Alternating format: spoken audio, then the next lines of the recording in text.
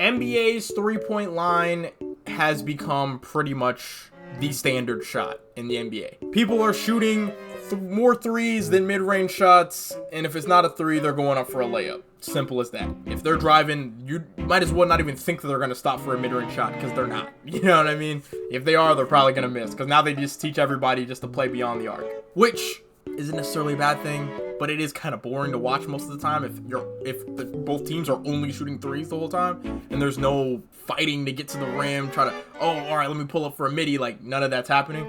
I understand. But this is Jimmy High Roller, resident basketball expert on YouTube. I go to him for all of my basketball knowledge, I'm not gonna lie. About a video about the three-point line and how it's changed the game dramatically over the years. So hope you guys enjoy.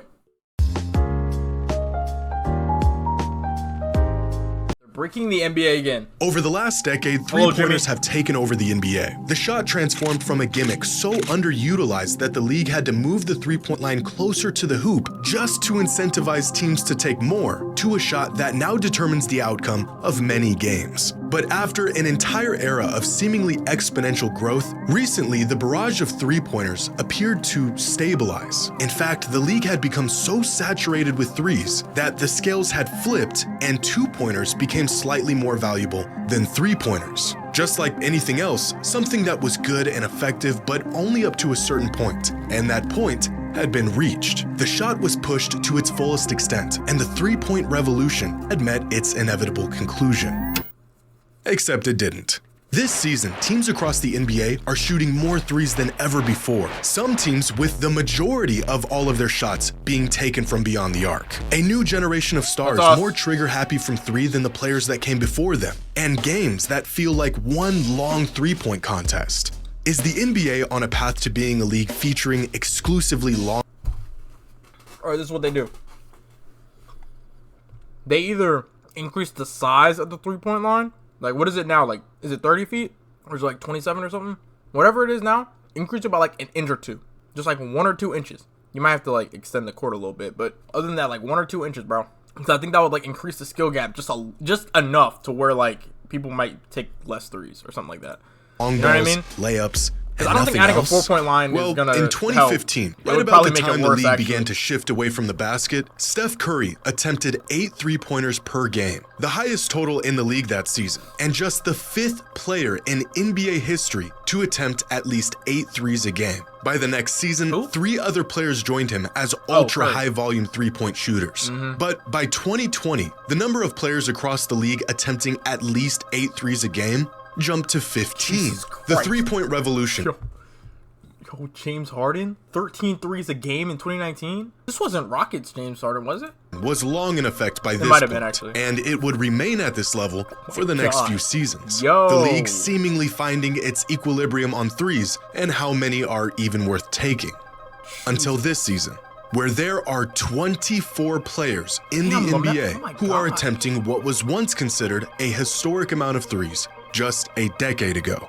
Something is changing in the NBA right now. Are we nearing the end of the three-point era, or are we just getting started? Yeah, we might just be getting started, gang, I ain't gonna lie. Bro, didn't Wemby hit like 8 threes the other night, bro? Today's video is brought to you by SeatGeek. Oh, the God. NBA season is heating up. Coast is your 10U, and it for the first I'm time, a team that centered their offense around the three ball proved that it can be a championship-winning strategy. And they weren't just a three-point-oriented team. They were the three-point team. They bucked age-old notions of what great basketball could look like. Their star duo, named after their shooting abilities. The most influential team of our generation. Whoa. Put some respect on Draymond's name, though. Hold up, bro. Because Draymond is the third Splash Brother, bro. Come on, bro. We need, like, named Splash after Brothers their ain't Splash shooting Brothers abilities. without Draymond, the bro. most influential team of our Let's be generation. Honest. That's a hot take, I guess. The Warriors shot 31.6 three-pointers per game. Facts, the second most of any team in league history, and by far the most of any true championship caliber team. Rockets, that actually makes this sense. Season, every single team in the NBA attempts more threes a game than the 2016 Warriors did. Their influence reshaping the league far more than anyone could have anticipated. But teams aren't just shooting more threes than ever before. They are approaching the point where the majority of all shots taken in a game are three-pointers. Here's a game between the Hornets and the Celtics. And with 10:36 left in the third quarter, Jason Tatum attempts a three. The Hornets come back and attempt a three as well. Celtics turn it over, Hornets attempt a three. Celtics come down and attempt another three. Hornets come down and attempt a three, followed by a Celtics three, followed by a Hornets three, followed by another three. Celtics switch it up for a moment with a layup, and then right back to a Hornets three. Turnover, Hornets three, Celtics three, Hornets three, Celtics three. This was a real sequence in an NBA game. This actually happened. A 4-minute stretch where both teams combined for nearly 14 consecutive three-point attempts if it wasn't for an easy layup at the rim. This is insane, and it's not even out of the ordinary this season. Here's another sequence between the Celtics and the Knicks. Now, this was already a blowout, so you never know what you're gonna get in these situations. But how about a three ball followed up with a turnover, another three ball, and another three ball, and another three ball, another turnover, three ball, turnover, three ball. Oh look, there's a layup. And then back to another three ball, and a turnover, and a three ball, and take a wild guess, a three ball. Threes. Okay, look. To be fair, it's already the fourth quarter, bro. It's already the fourth quarter. They're not coming back. You might as well try to get some points on the board. Like, because a little two-pointer ain't really gonna do nothing in this situation. To be fair, but yeah, I do see like they are kind of just throwing that thing up. I ain't gonna lie. Straight minutes of three-pointers. 8 from the Celtics alone, and they missed all 8. But even this was nothing compared to what happened in a game between the Hornets and the Hawks. With a minute and 45 seconds left in the first quarter, the Hornets made a mid-range jump shot. What's so special about this mid-range bucket? Well, nothing, other than the fact that this would be the last shot they would make outside of layups and three-pointers for the rest of the entire game. For the next 37 minutes of game time, outside of free throws, every single point the Hornets scored until the end of the game was from right here or out here. In fact, throughout this entire game, the Hornets scored 120 points. Only 4 of them came from a shot that wasn't a three-pointer, a layup, or a free throw. Has the complex, rich, and diverse game that we love truly been reduced? They moving like I be playing 2K. I be doing the same thing in 2K. I don't take no middies, just straight threes. So I guess, I don't know, bro. I mean, the game is evolving, though. That's really the best way to put it, though. I ain't gonna lie, the game's just evolving. It certainly feels that way at times. Through 100 games so far this season, a whopping 42% of... What? Yo, what happened to... Yo, why yeah, but like no shit, I can win against Jokic 1v1. The only thing I need against him is speed, can make lays, and have good stamina. So for like peace day with basketball, I went straight Dame mode on God, alright? Yep, that's okay. All field goal attempts have been from beyond the three-point line, a total that has nearly doubled since 2012. Sometimes it feels like... Look, yo, Jimmy, look, look, great video, by the way. I love this. But you gotta chill, bro. Cause then they're gonna bro, my three-point attempted parlays, bro, they're not gonna start hitting, bro. You gotta chill, bro. You gotta chill. Like, we're not even at 50% yet. It's like we're watching one big three-point contest, because at times, we are. In fact, at the current rate the league is going, which may or may not continue. Which is weird because a lot of coaches be running drop coverage, and it's like, gang, if the team is more than likely just gonna take a three in the first place, you just need to hedge, bro. Just hedge. Like, it's so weird seeing it because I'm like, bro, why would you drop and then you know they're just gonna shoot a three? Like, it doesn't even matter if it's gonna go in. They're just gonna shoot it. You know what I mean? They're not gonna take no mid-range shots, bro. Taken in an NBA game will be three-pointers by the 2032 season. But it's not just that teams are attempting more three-pointers. Teams have regressed to taking only the best, most efficient shots on the court. Three-pointers, layups when they're available, and hardly anything in between. Excluding free throws, 86% of all points scored from NBA teams this season have been from beyond the three-point line or within 6 feet. Three-pointers is 24 feet? Oh, so them 30-footers, that should be like Curry Dame range back there. Low-key Wemby, too, because Wemby had hit a logo three a couple nights ago, and I was like, we're cooked. I ain't gonna lie, bro, because if all these 7'5" dudes start spawning into the NBA, bro, cooked, bro, cooked.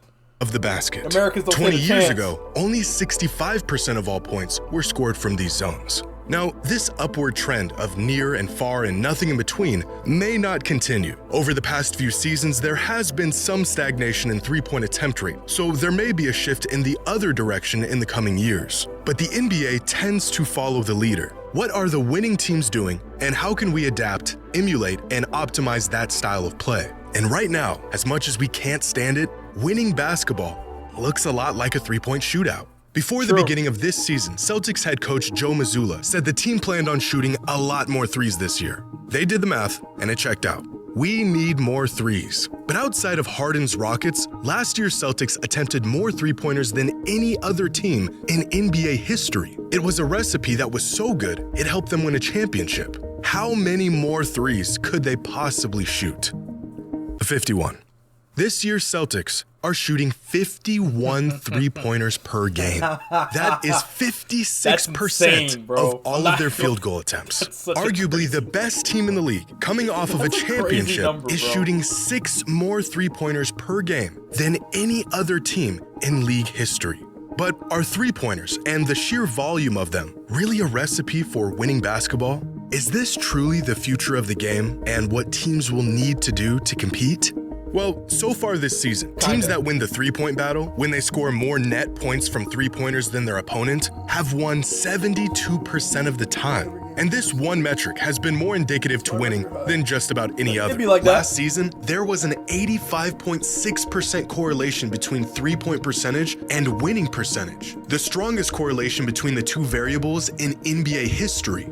Make more three-pointers, greatly increase your odds of winning the game. But that's pretty obvious. Of course, making more threes will better your odds. We have seen massive underdogs win games by pouring in three-pointers and hitting more than they probably should have. Will teams eventually Tyler Hero the other night, bro, went crazy. But then they had the fake foul that they, not fake, the fake timeout that they had called. And I was just like, bro, that has to be script, bro. There was no other way that could have caused the Heat to lose, bro. That was reach so the threshold stupid. of three-pointers So that are dumb. worth taking in a game? Or is the shot just so valuable that we will inevitably see a league that finds the no net didn't value even move. in taking any shot outside of the long ball? There must be a sweet spot between shooting exclusively threes and no threes, where we will eventually see the limit of good, viable three-pointers. Yo. Oddly enough, the league may have already met that limit. As previously mentioned, three-pointers used to yield more points per shot than two-pointers for many years. Teams eventually figured this out and they capitalized on it. But this inadvertently led to two-pointers becoming more valuable. As teams focused their defensive efforts on stopping the three ball, they got spread thin, the rim opened wide up, offenses got rid of long mid-range jumpers, and for the first time in over 3 decades, two-pointers produced just as many points per shot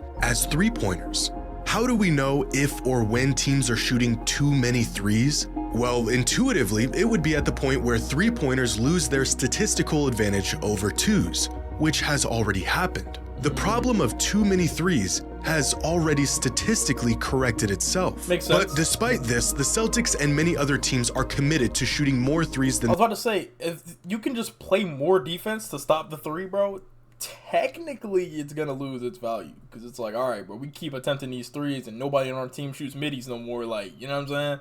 Some gotta previously give. did. They are aware of the data, and they still decided that upping their three-point rate is the answer. Steve Kerr has said that it would be hard for the Warriors to compete without shooting a high volume of Oh my threes. gosh, Mike yeah, Budenholzer we'd be said cooked. he thinks the sport is in a good place, and that threes create more space to be more athletic and dynamic going to the basket. Devin Booker, a player who utilizes floor out and too. values the mid-range game as much as any player in the league, said the volume should be up. Attempting the three-point shot, not even making it, stretches out the defense and opens up better looks throughout the game. Facts. Teams know that the two-pointers today aren't as valuable as they are in spite of threes. Two-pointers today have become so valuable because of threes. As Devin Booker stated, even when they aren't going in, the spacing and ball movement that three-pointers provides to teams creates an incredible advantage compared to any other shot. In fact, it's no coincidence that points per shot on two-pointers began to climb rapidly at the same exact time as the three-point revolution.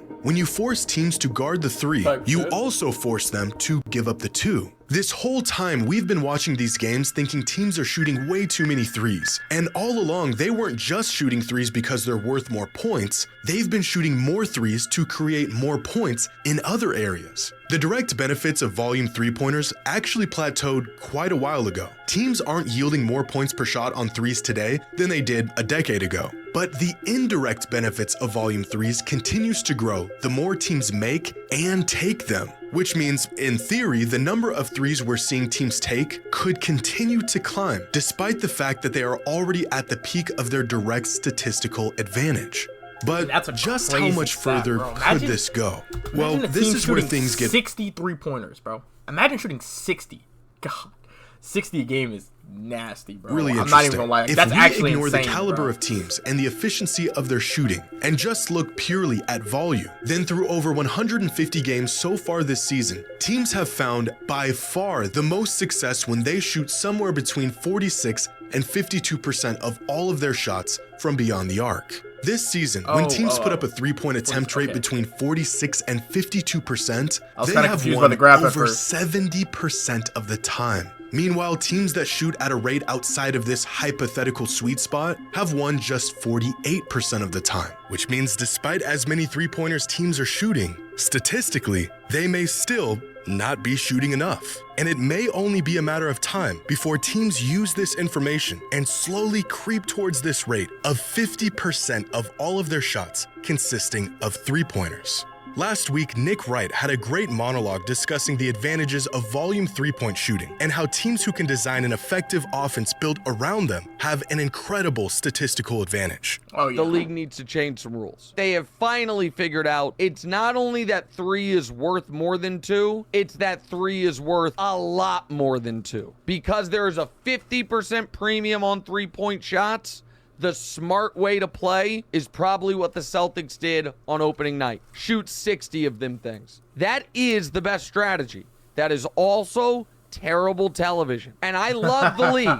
I love it. But this is not sustainable. At its core, the NBA is at its best when dudes are flying over people, meeting them at the rim. Hanging out at the three-point line, hoisting 30-footers is not good TV. And you are going down a path where the games are less compelling television and the fans are worried, do the players even care? It's just a warning to a league I love. You are playing a dangerous, dangerous game. If what the Warriors did in the mid-2010s broke the game of basketball, then teams today are eviscerating it. They have essentially cracked the code. Decades of experimenting with different schemes and offensive designs and player personnel through trial and error has led teams to the correct answer. Nothing beats a bunch of good looks at three. It may not be pretty. It may lack the nuance and diversity that we used to see in the league, but it has been proven to be the most effective method of winning basketball games. How much further can this possibly go? Well, fortunately, there seems to be an upper limit to the ideal volume of threes before the returns become diminished. That limit is probably about 50%. Unfortunately for us, the NBA is still nowhere near that limit.